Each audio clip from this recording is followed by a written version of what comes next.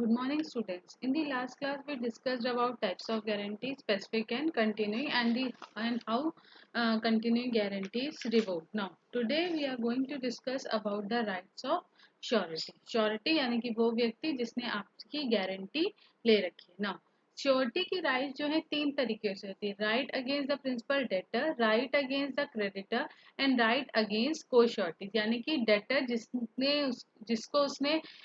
जिसके लिए उसने गारंटी ले रखी थी, यानी कि वो व्यक्ति जिसने असली में उधार ले रखा है, जिसके लिए मैं अगर श्योरिटी थी तो मैंने गारंटी ली है, तो उसके खिलाफ राइट.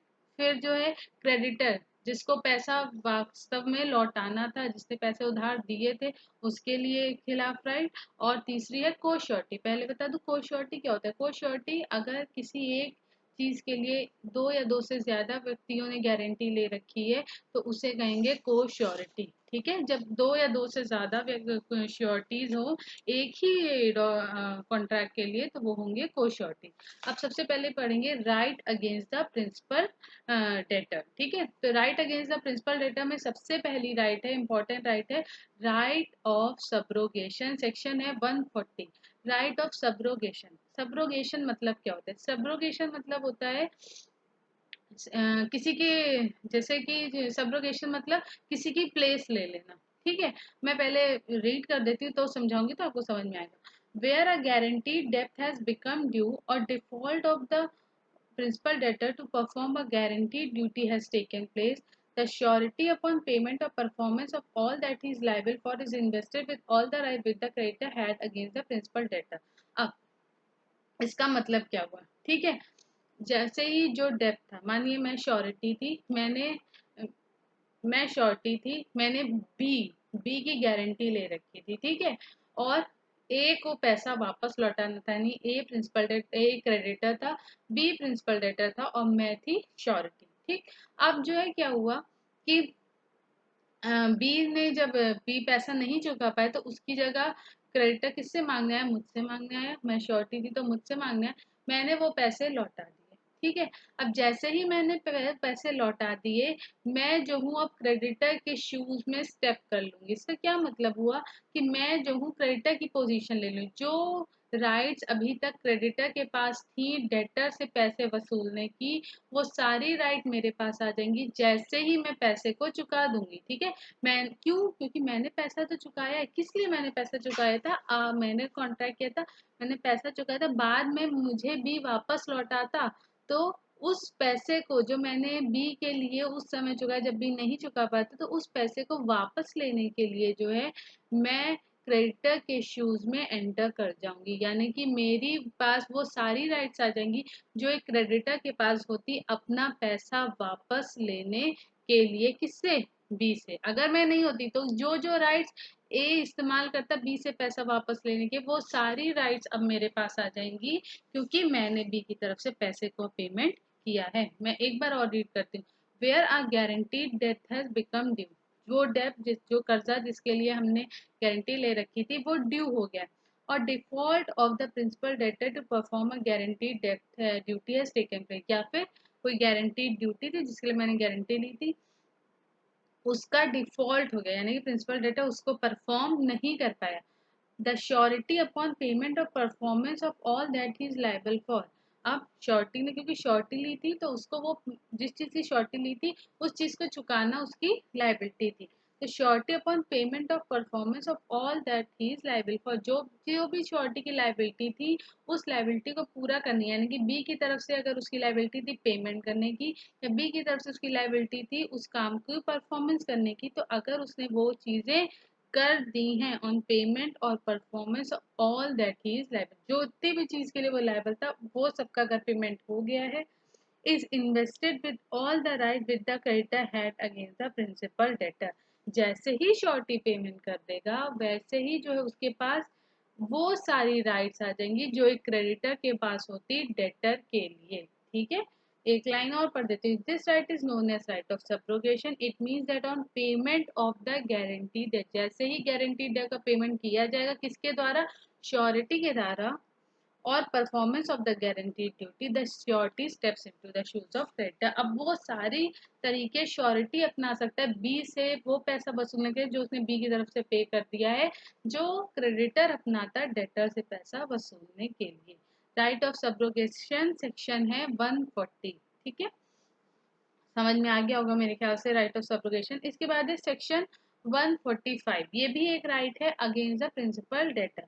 सेक्शन 145 क्या कहते हैं? सेक्शन 145 जो है इम्प्लाइड प्रॉमिस है to indemnify surety. Implied promise मतलब आप लोग समझते होंगे, इम्प्लाइड यानी कि हमने ना लिखा है ना बोल के कोई कॉन्ट्रैक्ट किया, लेकिन सिर्फ हमारे एक्शन से जो है एक प्रॉमिस क्रिएट हो गई है। ठीक है, क्योंकि वो कॉन्ट्रैक्ट ऐसा था अपने आप जो है वो इम्प्लाइड है कि ऐसा तो होगा ही। ठीक है, implied promise to indemnify surety. अब इंडेमनीफाई श्योरिटी, इंडेमनिटी अभी तक आपने पढ़ा था, इंडेमनिटी मतलब होता है किसी को प्रोटेक्शन प्रोवाइड करना। ठीक है, किस जैसे प्रोटेक्शन, श्योरिटी ने जो है मेरी तरफ से मेरे लिए गारंटी ले रखी थी, श्योरिटी ने मेरी तरफ से जब मैं पैसा नहीं चुका पाई तो पे कर दिया। अब श्योरिटी ने पे कर दी तो श्योरिटी के पास कोई भंडारा तो है नहीं कि वो पे कर दे रहा और भूल जाओ। श्योरिटी ने पे किया है, लेकिन इस इन प्रॉमिस के साथ कि आप जो है उसे श्योरिटी को रीपे बैक करोगे वो पैसा। यही इम्प्लाइड प्रॉमिस होती है कि श्योरिटी को इंडेमनीफाई, श्योरिटी को प्रोटेक्शन, श्योरिटी तब पैसा आपको दे रहा है जब आपको जरूरत थी, तो आपको भी वो पैसा वापस लौटाना पड़ेगा कुछ समय बाद। ठीक है, तो इम्प्लाइड प्रॉमिस होती है हर कॉन्ट्रैक्ट ऑफ गारंटी में श्योरिटी के लिए कि श्योरिटी जो है अपना वो पैसा रिकवर कर सकता है जो भी पैसा उसने प्रिंसिपल डेटर की तरफ से क्रेडिटर को दिया। किससे रिकवर करेगा? प्रिंसिपल डेटर से। और प्रिंसिपल डेटर की रिस्पॉन्सिबिलिटी है, ड्यूटी है वो पैसा वापस देना। नहीं देता है तो अपनी राइट्स को यूज करके श्योरिटी वो पैसा वापस ले सकता है। मैं रीड कर देती हूँ। In every contract of guarantee, there is an implied promise by the principal debtor. Promise किसके द्वारा हो रही है? प्रिंसिपल डेटर के द्वारा। इम्प्लाइड प्रॉमिस है, रिटर्न या ओरल नहीं थी, सिर्फ जो है उस कॉन्ट्रैक्ट के जरिए अपने आप एक प्रॉमिस क्रिएट हो गई। To indemnify the surety, surety को इंडेमनिटी प्रोवाइड करने की promise. The surety is entitled to recover from the principal debtor whatever the sum he has rightfully paid under the guarantee but no sum which he has wrongfully paid. तो surety के पास ये right है कि वो सारा पैसा recover कर सकता है, वो सारा पैसा रिकवर कर सकता है प्रिंसिपल डेटर से जो उसने सही ढंग से पे किया। हमें पे करना था 100 रुपए, गलती से मेरी गलती, मैं श्योरिटी थी, मैंने गलती की 100 की जगह डेटर की तरफ से 1000 दे दिए। ठीक है, तो क्या किया? 100 रुपए जो है राइटफुली पेड थे क्योंकि 100 ही पे कर देते, मैंने बेवकूफी में क्या किया 1000 पे कर दिया। तो डेटर मुझे कितना वापस, मुझे नुकसान 1000 का हुआ है, लेकिन डेटर्स मुझे सिर्फ और सिर्फ वो 100 रुपए देगा। क्यों 100 रुपए देगा? क्योंकि वो राइटफुल पैसे थे, बाकी जो 900 रुपए वो नुकसान मुझे खुद झेलना पड़ेगा क्योंकि वो गलती मेरी थी। ठीक है, अब है राइट अगेंस्ट क्रेडिटर। अब जो है प्रिंसिपल डेटर के बाद आती है क्रेडिटर की राइट। क्रेडिटर की राइट में है सेक्शन 141 जो कि सिक्योरिटी प्रोवाइड करता है। राइट टू सिक्योरिटी, सिक्योरिटी मतलब यहाँ पे उस सिक्योरिटी की बात हो रही है, कुछ अगर चीज हमने सिक्योरिटी के तौर पे गिरवी रखी है। ठीक है, अगर कुछ सिक्योरिटी के तौर पे गिरवी रखी तो उस सिक्योरिटी। और राइट अगेंस्ट क्रेडिटर है यानी कि वो व्यक्ति जिसने कर्जा दिया था। पहले पढ़ते हैं। Surety right to benefit of creditor security, surety की right to benefit of creditor security, creditor की सिक्योरिटी। अगर मैं प्रिंसिपल डेटर थी, ठीक है, मैंने 2 लाख रुपए उधार लिए, 2 लाख रुपए मुझे ए ने कब क्यों कैसे उधार दिए? जब सी ने गारंटी ली तो ए ने मुझे 2 लाख रुपए उधार दिए। ठीक है, इसके अलावा मैंने 1 लाख रुपए की अपनी कोई सामान जो है ए के पास गिरवी भी रखवाया था। पहले तो वो 1 लाख रुपए का सामान गिरवी रखा है, उसके अलावा प्लस उसने गारंटी भी मांगी, उसके बाद ही मुझे 2 लाख रुपए उधार दिए। ठीक है, अब क्रेडिटर के पास जो है क्या था? मेरे 1 लाख रुपए का सामान भी उसके पास ही था जो कि उसने अपने पास रख रखा था कि अगर मैं पेमेंट नहीं कर पाई तो वो उससे पैसा निकाल लेगा। अब क्या हुआ? जब 2 लाख रुपए वापस करने की बारी आई, मैं इंसॉल्वेंट हुई, मैं दिवाली हुई, मेरे पास कुछ भी नहीं बचा था कि मैं पैसे को चुका पाऊँ। तो मेरी तरफ से सी ने जो 2 लाख रुपए की गारंटी ली थी, सी ने वो पैसा चुका दिया। ठीक है। अब सी ने अगर वो पैसा चुका दिया है तो जो ये ए के पास मेरे सिक्योरिटी के तौर पे सामान रखा था उस पे सी की राइट हो जाएगी। समझ में आई बात? नहीं आए तो दोबारा बताऊं। जैसे ही श्योरिटी ने अपनी जो है रिस्पॉन्सिबिलिटी या उसकी जो ड्यूटी थी, क्या ड्यूटी थी कि जो भी उसकी लाइबिलिटी उसको पूरा करने की, 2 लाख रुपए बी नहीं चुका पाए तो सी को चुकाना पड़ा वो 2 लाख रुपए। ठीक है। अब सी ने अगर बी को वो 2 लाख रुपए चुकाए हैं तो जो ए के पास सिक्योरिटी थी बी की, उस सिक्योरिटी पे सी की राइट हो जाएगी। ठीक है। अब वो सिक्योरिटी पे राइट सी की हो जाएगी, वो जो भी फायदे सी ए को मिलते वो अब सी को मिलेंगे। अब सी उस प्रॉपर्टी का हकदार हो जाएगा। क्यों? क्योंकि पैसा किसने चुकाया है? सी ने चुकाया। अब मानो ऐसा होता है ए ने क्या किया, उस 1 लाख रुपए की प्रॉपर्टी को बेच दिया। ठीक है। बेचने के बाद 1 लाख मिला।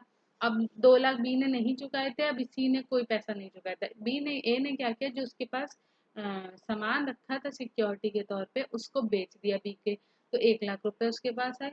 ये 1 लाख रुपए तो उसने ले लिए। अब बच्चा 1 लाख रुपए और बचे, वो 1 लाख रुपए वो सी से डिमांड कर रहा है। ठीक है। तो सी क्या करे, वो फिर अब 2 लाख रुपए सी नहीं देगा, सी सिर्फ उतना पैसा देगा अगर ए ने वो सामान बेच दिया है, अपने से दूर कर दिया है। तो क्या करेगा, ए सिर्फ उतने रुपए के लिए लायबल होगा जितना रुपए बचा है, पूरे 2 लाख के लिए लायबल नहीं होगा। क्यों? क्योंकि 1 लाख रुपए का तो सामान था ए के पास जो उसने बेच दिया। ठीक है। बोर्ड के बिना थोड़ी मुझे प्रॉब्लम हो रही है बताने में। आप अगर समझ पा रहे हैं तो अच्छी बात है, नहीं कोई प्रॉब्लम है तो आप मुझसे पूछ लीजिएगा।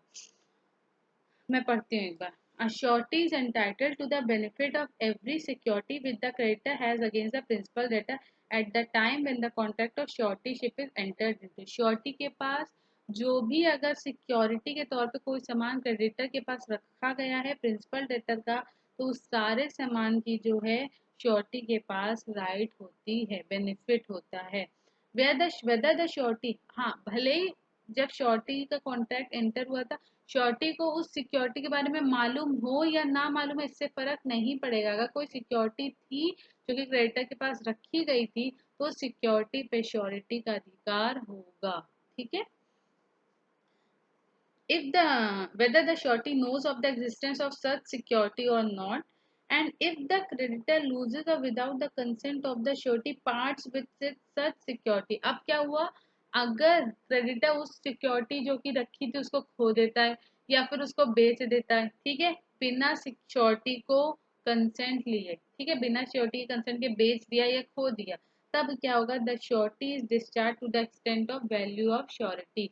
जो भी सिक्योरिटी की वैल्यू थी उतने रुपए से श्योरिटी की लाइबिलिटी डिस्चार्ज हो जाएगी। यानी कि अगर 1 लाख रुपए की सिक्योरिटी रखी थी और वो 1 लाख रुपए की सिक्योरिटी या तो क्रेडिटर ने बेच दी या तो क्रेडिटर ने खो दी, तो श्योरिटी की लाइबिलिटी उस 1 लाख से खत्म हो जाएगी, सिर्फ बच्चे 1 लाख के लिए श्योरिटी की लाइबिलिटी रह जाएगी। इसे कहते हैं इसे कहते हैं right of security against the creditor. अब राइट अगेंस्ट द को श्योरिटी, अब बात करते हैं हम को श्योरिटी, जो हमारे सह प्रतिभू हैं उनके, प्रतिभू ही होते हैं हाँ, जो उनके सह प्रतिभू हैं उनके साथ में हमारी क्या, सबसे पहली है सेक्शन 146। सेक्शन 146 कहता है co surety is liable to contribute equally. अगर कोई कॉन्ट्रैक्ट में कुछ भी नहीं लिखा है, अगर कॉन्ट्रैक्ट में कोई रेशियो कोई अमाउंट मेंशन नहीं है, तो जितने दो या चार जितने भी को श्योरिटी हैं सब में श्योरिटी का गारंटी का अमाउंट बराबर बटेगा। यानी कि अगर 1 लाख रुपए की श्योरिटी ली गई, 1 लाख रुपए की गारंटी ली गई है और 1 लाख रुपए जब चुकाने की बारी आती है तो दो श्योरिटी तो दोनों 50-50 हजार रुपए पे करेंगे अगर कॉन्ट्रैक्ट में कुछ भी मेंशन नहीं किया गया है। ठीक है। इक्वली वो लोग कंट्रीब्यूट करेंगे गारंटी का अमाउंट। रीड कर देते हैं। Equality of burden is the basis of को surety when two or more persons are co-sureties for the same debt or duty, either jointly or severally, and whether due under the same or different contract, whether with or without the knowledge of the co-sureties, in the absence of any contract, in the absence कोई भी contract अगर नहीं है, are liable to pay such an equal share of the whole debt। जो भी कर्जा उसका equal payment करेंगे सारे श्योरिटी, ठीक है, यानी कि उन लोगों की लाइबिलिटीज बराबर बराबर की रहेगी। अगर 60,000 थे, अगर गारंटी का अमाउंट था और 3 लोगों ने उसमें श्योरिटी ली थी, तो जब भी रीपेमेंट की बारी आएगी तीनों 20,000 करेंगे, अगर कोई कॉन्ट्रैक्ट मेंशन नहीं है। अब लास्ट जो है राइट है, जो कि है liability of co sureties bound in different sum, section है 147। और सेक्शन 147 बात करता है, पहले मैं रीड करती हूँ। Principal of equal contribution is however subject to maximum limit fixed by surety to his liability. Co-sureties are bound in different sums, are liable to pay equally as far as the limits of their respective obligations permit. अब मानो ऐसा हुआ कि जो है तीनों की हमने लिमिट सेट कर दी कि ए इक्वली की बात अलग थी, हमने लिमिट सेट कर दी कि ए 1 लाख तक की गारंटी लेगा, बी जो है 50,000 तक की गारंटी लेगा और सी जो है 80,000 तक की गारंटी, ठीक है। 1 लाख, 50,000 और 80,000 हमने एक तीनों की एक लिमिट सेट कर दी। अब क्या हुआ, अब ये हुआ कि 1 लाख तक में कितना भी अमाउंट हो ए दे सकता है, 50,000 में जितना भी अमाउंट हो बी दे सकता है और 80,000 में जितना भी अमाउंट हो सी दे सकता है। अब क्या हुआ कि जो है जब एक गारंटी की बारी आई, तो 1 लाख रुपए जो है 1 लाख रुपए हमें पे करने थे, गारंटी ली गई और हमें रीपे कितने करने थे क्रेडिटर को 1 लाख रुपए। तो क्या ए 1 लाख रुपए देगा पूरा? नहीं, ए पूरा 1 लाख रुपए नहीं देगा, तीनों में वो उनके रेशियो के हिसाब से बराबर में बटेगा, ठीक है। ऐसा नहीं हुआ कि सारा का सारा पैसा ए देगा। मैं जो इसमें एग्जाम्पल दिया वो पढ़ती हूँ तो आपको समझ में आएगा।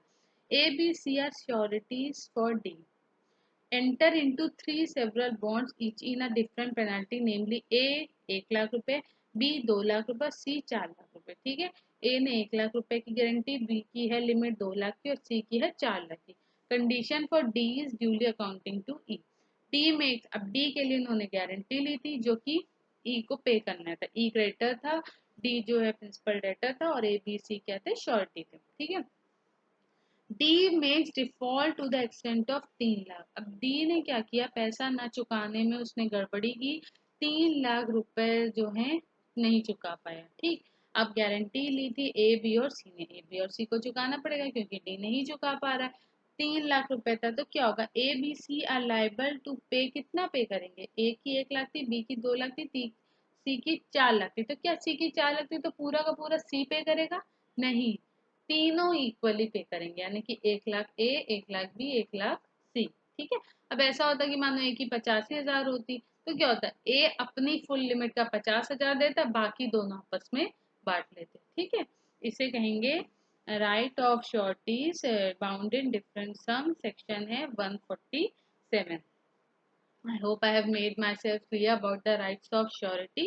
In the next class, we'll be discussing the rest of the sections which are left in contract of guarantee. Thank you so much.